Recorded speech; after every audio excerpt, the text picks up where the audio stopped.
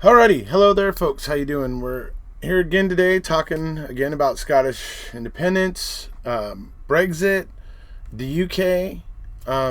It's kind of a whole ball of wax here. It's getting interesting to say the least, but a little scary. A little scary to see the way a government can pick and choose which democratic processes that it will respect. And by that I mean this, really. We all know that in the recent election in the UK, the general election, that the Conservatives were voted in England and in a huge majority, and they got 43.5% of the vote. Okay, and so that was their mandate to get Brexit done. Nobody denies that. Nobody denies that. Well, maybe some people do, but certainly I'm not denying it. That's democracy. The people in England voted for Brexit. Here's the sticky situation. First of all, it would be a lot more helpful if Brexit wasn't a narrowly passed thing. You know what I mean? If the Brexit referendum hadn't just narrowly passed, this would probably not be such a mess, to be honest. If more people had actually agreed to it, and there was a larger part of the population that was actually behind it, but as it is, everything is like split down the middle. All these decisions, and there's just one side winning by a small margin. This is a recipe for disaster. But it's up to the people to agree. It is up to the people to agree. But what's going on right now, today, is that the act for Brexit, it just was today, it was just given royal assent. And in it, there's an Article 38 or whatever, which is basically the Tories, when they vote this Brexit bill in, they've tacked on this Article 38, I believe it is. And when they vote this in, it's going to allow them to get rid of the Scottish Parliament, any devolved Parliament in Ireland and in Wales. They're just going to take those away. Okay? Okay, what that essentially means, folks, because you're going to hear it explained. I'm going to play some clips for you here. You're going to hear explained that the only way Westminster can take, according to the agreements and the precedent, the only way Westminster can take away the devolved parliaments is with the consent of the people in the country where those parliaments exist. And it is required from the people. So this bill that is going through, this Brexit bill, by the way, which has been denied by the Irish in Northern Ireland in their parliament, it has been denied in Scotland's parliament, and has now, yesterday, been denied in Wales. Okay? 3 of the 4 parliaments in the UK have voted against it. Okay? So you see what I'm talking about, how a narrow win for the Brexit referendum is problematic, because now you're seeing it. This is exactly the problem. Okay? You've now got 3 parliaments that don't agree with Westminster, and now Westminster says, oh, okay, well, we'll just dissolve you. There you go. That's democratic. That's democracy in action. Then you have the fact that Westminster and, Boris Johnson and his Conservative Party deny the fact that the SNP getting 45% of the vote in Scotland is a mandate for them. Right? So you're picking and choosing. He picks and chooses. His 43.5% is a mandate for him to get Brexit done. But the SNP getting 45% of the vote in Scotland means nothing. That doesn't make any sense. That's accepting the democratic process that helps him and denying any other democratic process that that doesn't interest him. Well, that's not democracy. Okay? And that's sad. It is sad. Now, I realize that the whole independence, Brexit thing is a very thorny issue. I get it. It's tough. I mean, even for people on both sides, the people that believe in Brexit, believe in it. And the people that don't. You know what I mean? It's and like I said, if there was more like 66% of the people that voted one way, it wouldn't be so bad. But the fact is that there's not really been any decisive kind of, votes. Other than in the recent election, everybody in England voted Conservative. And so a lot of Conservative MPs were voted in Westminster. But Conservatives lost seats in Scotland. And they lost seats in Northern Ireland. Okay? You get it? The democratic process is telling us something here. It's being ignored by Westminster. That is absolutely fundamentally correct. And that is what's happening. Because why would Boris and the Conservatives seek to take away these parliaments? Because they feel threatened. They know fear. And their reaction is a bad one. Because it's only going to lead to more pain and anguish and, bickering, and who knows what it might just escalate to. I don't know what I can put past Westminster. You would think by now England would have learned from losing its colonies when it used to rule 3/4 of the earth. 3/4 of the landmass of the earth. But they haven't learned. They're still making the same dumb mistakes in Westminster. Yeah. So, like I said, congratulations to the Conservatives. You got your mandate for Brexit, but you have to realize that you are in a kingdom. In a kingdom of countries. You are in a united kingdom of the countries, and there are 3 other countries that are a part of you. And if their vote and if their people don't matter, then your United Kingdom doesn't matter. So, I mean, and I'm not saying it doesn't matter. I'm saying if you're going to deny one, you're denying yourself. It's to pick and choose what democracy suits us is not the way it works. The will of the people. That's what democracy is about. The will of the people. So, obviously, we're gonna be watching what's happening here. We're gonna continue. I'm gonna continue to watch. Those of you who know, I'm gonna be with Sharon Sunshine and our friend Pete, and we're gonna be covering the Independence March coming up here Saturday afternoon in Scotland. Basically, it's at 1:00 in Scotland. For us here in the United States, it will be morning. Here on the West Coast, it will be 5 in the morning. So. But we're going to watch and we're going to see things unfold. And I'm going to continue to report on this. I'm going to continue to offer my 2 cents. I know independence, just as much as Brexit, independence is a thorny issue. The Scots, again, are kind of split down the middle. It's these split down the middle things. It's tough. It's tough. Because there's no real decisive, way to kind of resolve this. It requires, I think more people to get involved because, well, I got a comment on one of my YouTube videos that I did the other day, and there was somebody who was telling me about how basically the S&P, they were talking about the people in Scotland that voted, right? And that 1.2 million voted for the SNP, and it was something like 1.4 million combined that voted for Labour and other parties there in Scotland.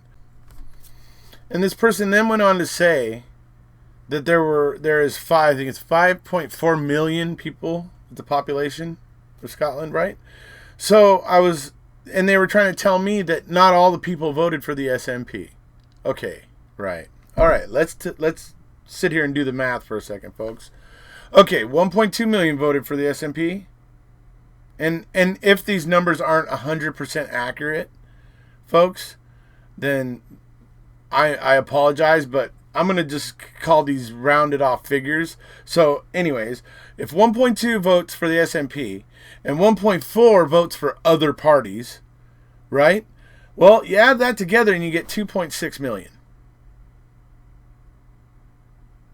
You understand what that means, right? That means half the people in Scotland didn't even vote. So I think Scotland and the people in Scotland need to start using their vote. They need to maximize the effectiveness of their voting. They need to get out in large numbers. They need to make their will known. And if that will means to remain part of the toxic UK, which I am sorry, but the more and more I see of this, it's a toxic situation. And if the Scots choose to remain in that situation, if they vote to remain in that situation, I'll respect that. But the fact of the matter is that the original referendum, and you're going to hear them talking about it in some of these clips I'm going to play. The original referendum in 2014, okay, they came up and they promised Scotland, they promised Scots that they were going to be treated as equals. They were promised that their EU rights would be upheld. They were promised all these things. And it took Westminster less than a year or two to completely obliterate that. So, you know, the fact of the matter is that the people of Scotland have a significant change in the government now. They voted to remain in the UK then because of what Westminster MPs were claiming, that Scotland would be treated as an equal and that Scotland would lead them into the future or whatever. None of those things happened. Okay? So the referendum, they came down and gave all these false promises, and now they want to act like that meant something. No, the huge change now in the government, right? One of the promises was upholding EU, rights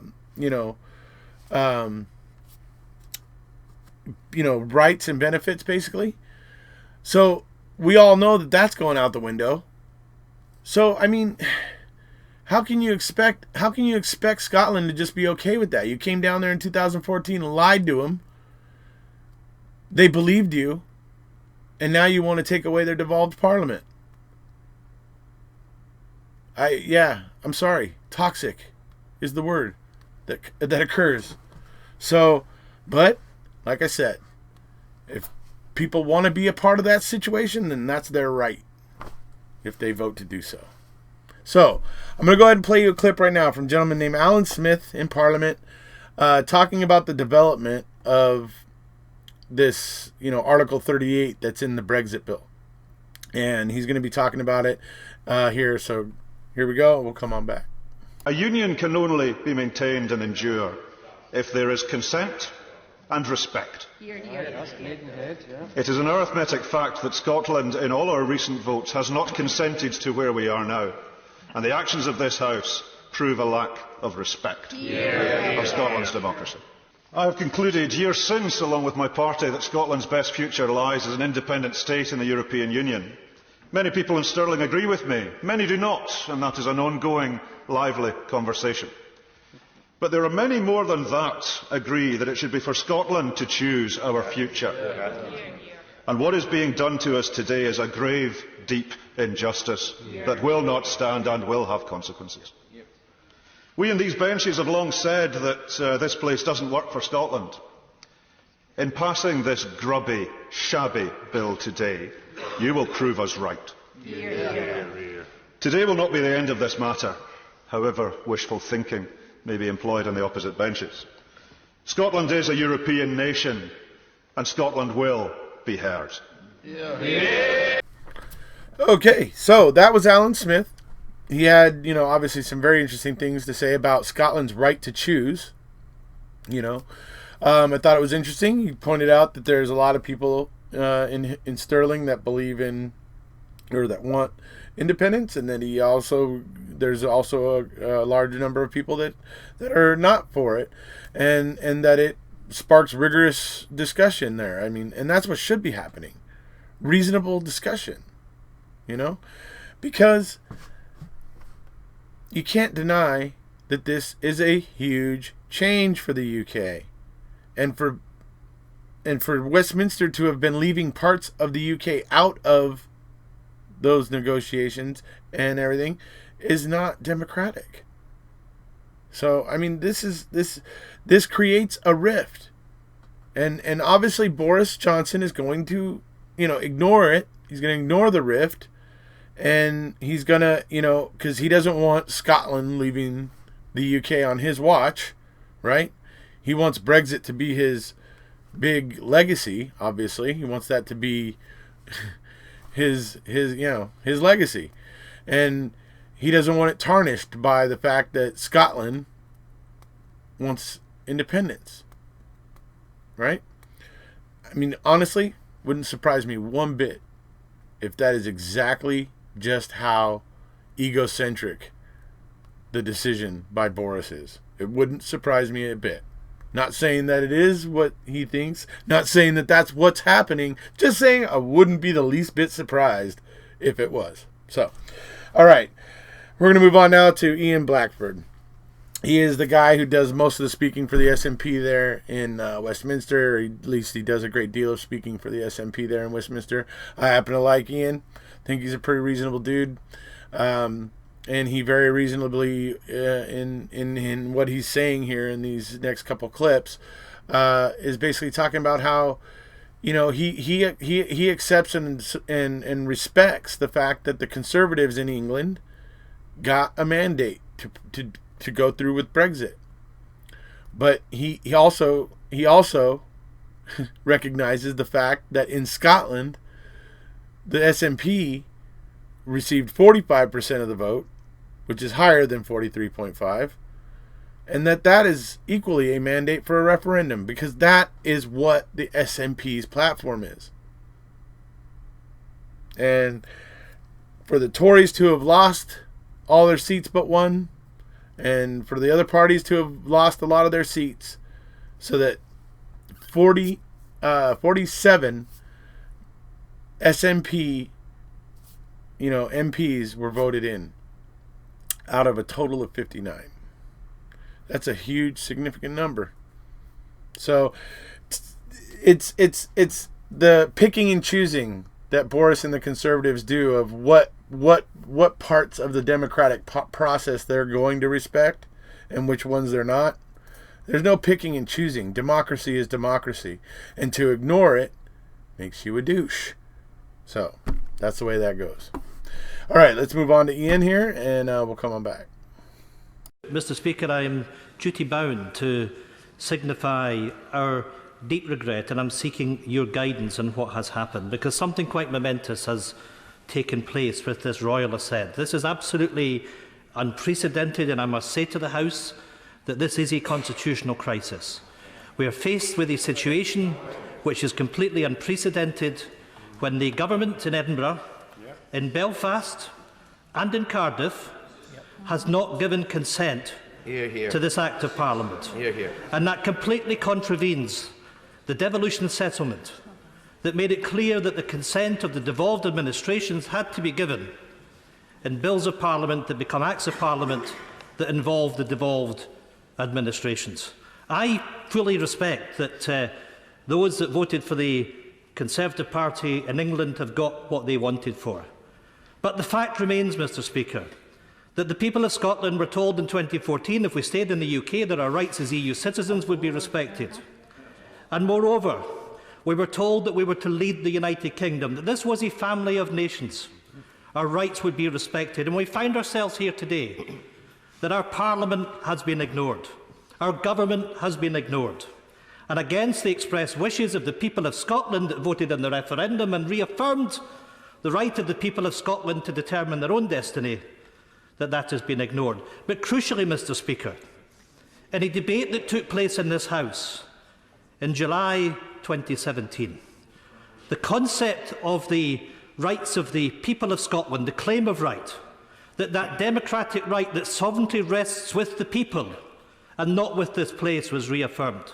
So I'm asking your guidance as to what I have to do to make sure that that mandate that the Scottish Government has from the people of Scotland to have an independence referendum on our future, to make sure that Scotland has that right to be a European country, to be an independent country. And there is a very clear message, I must say, Mr. Speaker, that has been delivered from this House, that the rights of the people of Scotland are to be shut down, and we will have no part of it. Blackford MP, welcome to you. Let's deal with John Bercow first. Should he get a peerage? Well, you know, we have a very straightforward position in terms of the House of Lords. It's an unelected chamber. It shouldn't be there. People shouldn't be appointed to the House of Lords. If we're going to have a second chamber, it should be elected. That's the first principle out of all of this. So you don't back his nomination? Well, we don't take seats in the House of Lords. We don't believe it's a democratic institution. I'm not going to support others that want to uphold an institution which is the second biggest chamber in the world outside China. It doesn't have democratic accountability. The House of Lords shouldn't be there. Now, what can the SNP do now about Brexit? It's going to happen, isn't it? But this is a very sad moment. It's a very sombre moment in many respects because, as you've rightly said, the bill is getting royal assent. It is effectively passed. But the government has done this in the teeth of the opposition of the Parliament in Edinburgh, in Cardiff and in Belfast that have refused to give consent from those parliaments. So the government is not recognising the sovereignty of our parliaments, not recognising the importance of consent, trying to railroad this through, and doesn't seem to accept that people in Scotland. But that's what it's doing. I mean, what can you do about it? Well, it's a constitutional crisis. And of course, we do have a mandate to have a referendum on our own future, to have an independence referendum. What I am asking the public in Scotland is to support us, to demonstrate that desire for us to have a referendum on our future. We are not prepared to sit back and see Boris Johnson take us out of the European Union against our will. And the threat that there is to jobs and communities, the threat of no deal that there is there at the end of December. So there's going to be a battle royale to make sure that we can protect the economic interests of the people of Scotland. You want Indy Ref 2. Do you also want Brexit Ref 2? I think as far as Brexit Ref 2 is concerned, that ship has sailed because we've got a Conservative majority in England. The point is that so it's not policy that we should reconsider joining. Well, look, at the end of the day, Boris Johnson won in England, and I respect that. I respect the right of the people of England to be able to choose what they want. But I'm also asking that people respect what we voted for. We voted to remain in the European Union. We've just fought an election on the basis of Scotland's right to choose. We won 47 of the 59 seats. We've got 80% of the MPs from Scotland are there to represent the SNP, reinforce the mandate that we already have. This is about democracy, and Boris Johnson is a democracy denier. He's refusing to accept our right to determine our future, refusing to accept the sovereignty of the Parliament of Scotland. And if I may say so, Adam, we had a debate in Parliament in 2017 on the claim of right, on that sovereignty resting with the people of Scotland. The government accepted that. They accept the right of the people of Scotland to have that referendum. We should have that ability to determine our future staying in the European Union if that is what we choose. Of course, what Boris Johnson says is the SNP's got a Scottish government, leads the Scottish government, and should just get on with improving schools and hospitals and public services in Scotland. Which is exactly what we're doing. We're getting on with the day job, and I'll happily contrast the performance of our health service in Scotland with the health service in the rest of the United Kingdom, and schools as well. We've a record to be proud of. Of course, there's areas that we want to improve. Of course, we've suffered from austerity and the budget cuts over the course of the last 10 years. But the fact of the matter is, we've been in power for 12 years. We've won election after election. The people of Scotland have given their support, given their trust to the Scottish National Party. It ill behoves Boris Johnson to try and lecture us on how to run a health service. Waiting times in Scotland are much lower than they are in other parts of the United Kingdom. And what's going on between you and Boris Johnson? Because he seems to be much ruder to you in the House of Commons than he is to Jeremy Corbyn, for example.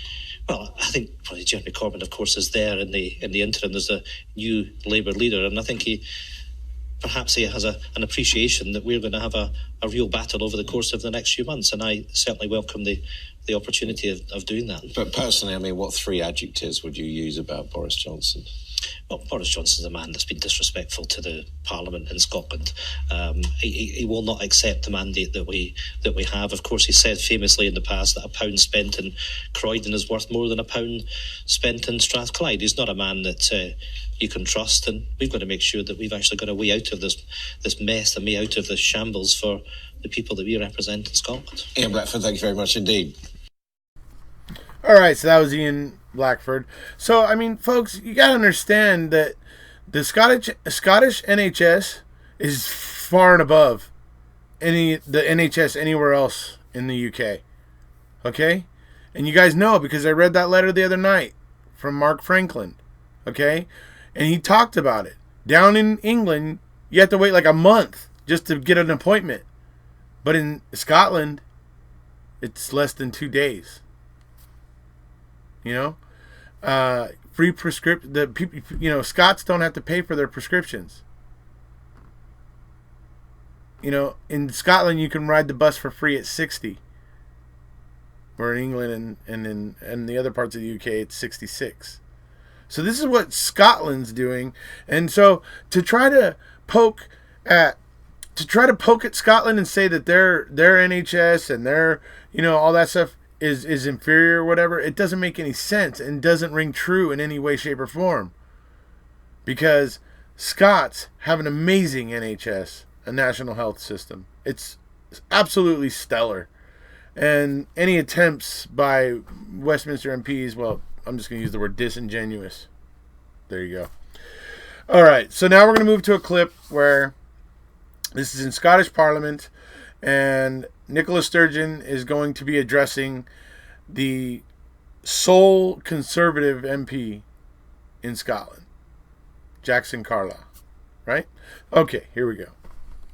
Well, let me just update Jackson Carlaw again on the reality in Scotland as opposed to what he wants people to think. £1.5 billion in real terms removed from this government's budget by the Conservatives over the past 10 years. But in spite of that, we've continued to invest in our NHS, taking it to record levels of funding. We've continued to invest in our police service. We've continued to support our public service workers working so hard across the country. But let me just draw to Jackson Carlaw's attention what the Fraser of Allender Institute has to say about his proposals that he's put forward just in the last couple of weeks. The Fraser of Allender Institute makes clear, I'm about to read it out. So I'm quoting here directly, Jackson Carlaw's proposals would, and I quote, reduce the government's income tax revenues by around £270 million. He wants me to go on, so I will go on. In addition to that, they say that this isn't about middle earners. They say, and again I'm quoting, a policy framed as supporting middle earners predominantly benefits households at the top of the distribution of household income. So there we have it, Presiding Officer. £270 million out of our public services and handed to the richest in our society. That's what Jackson Carlaw would deliver. I'll continue to deliver investment in our public services. All right, so that was an interesting clip.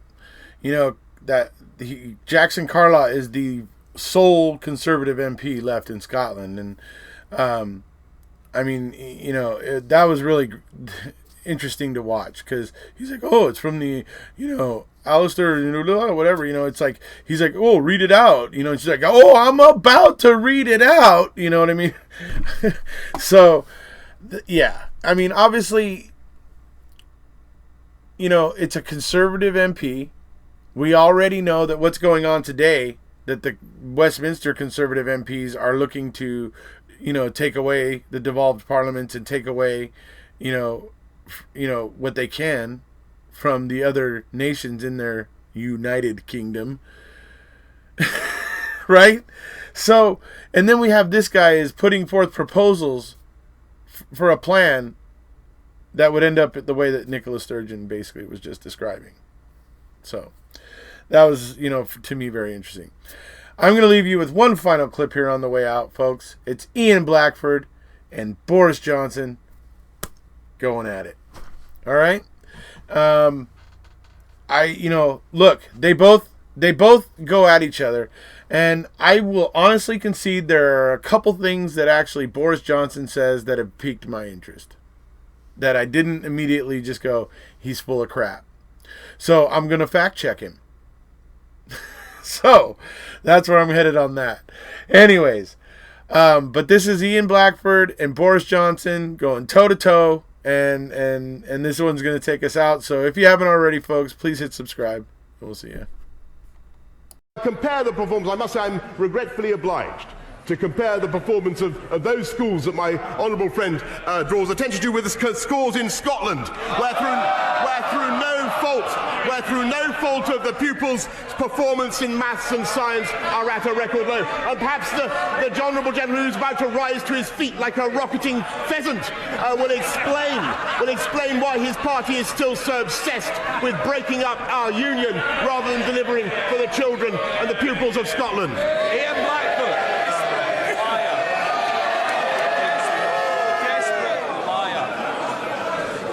Desperate liar. Thank you, Mr. Speaker. Can I associate myself with the remarks that were made for Holocaust Memorial Day next Monday? We should always stand up against anti-Semitism and any form of racism. Mr. Speaker, last night the Lords voted to reinstate the Sewell Convention, that the devolved governments must give consent to legislation that affects them. Devolution is under attack from this Tory government. Powers are being grabbed back to Westminster.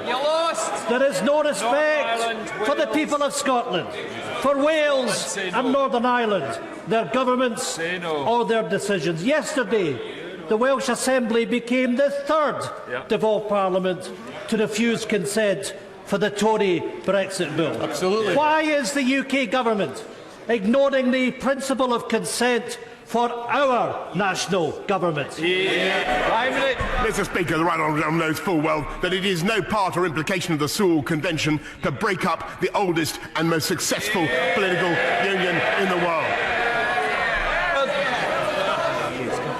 Mr. Speaker, that the Prime Minister ignores the Smith Commission, that recognises it's up to the people of Scotland to determine their future. Mr. Speaker, the Prime Minister just doesn't get it. This is an unprecedented attack. Scotland said no, and we meant it.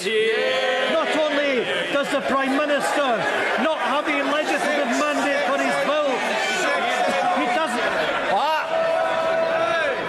As the benches opposite Bray, it's clear that this place simply doesn't accept the reality that the Scottish Parliament speaks for the people of Scotland. The devolution settlement must be respected. Prime Minister, all three devolved parliaments and even the House of Lords have called on you to end your government's attack on devolution. Will the Prime Minister stop the attack on our Parliament? Mr. Speaker, I agreed for a second with the right honourable gentleman because he said Scotland said no and they meant it, and he was right. They said the people of Scotland said no to independence in 2014, and they meant it, and they meant it because they were told it was a once in a both by Alex Salmond and his protégé Nicola Sturgeon. They were told it was and indeed by the right honourable gentleman, they were told it was a once in a generation event. And the people of Scotland did it because they know full well that £9 billion net come from the UK to Scotland. 60% of Scotland's trade is with the rest of the UK, and they know they can see the vast investments in manufacturing that come from the UK to Scotland, whether it's in Rosyth, £1.5 billion in building fantastic ships in Rosyth, or at Govan, fantastic investments in manufacturing. We support manufacturing in Scotland. They support nothing.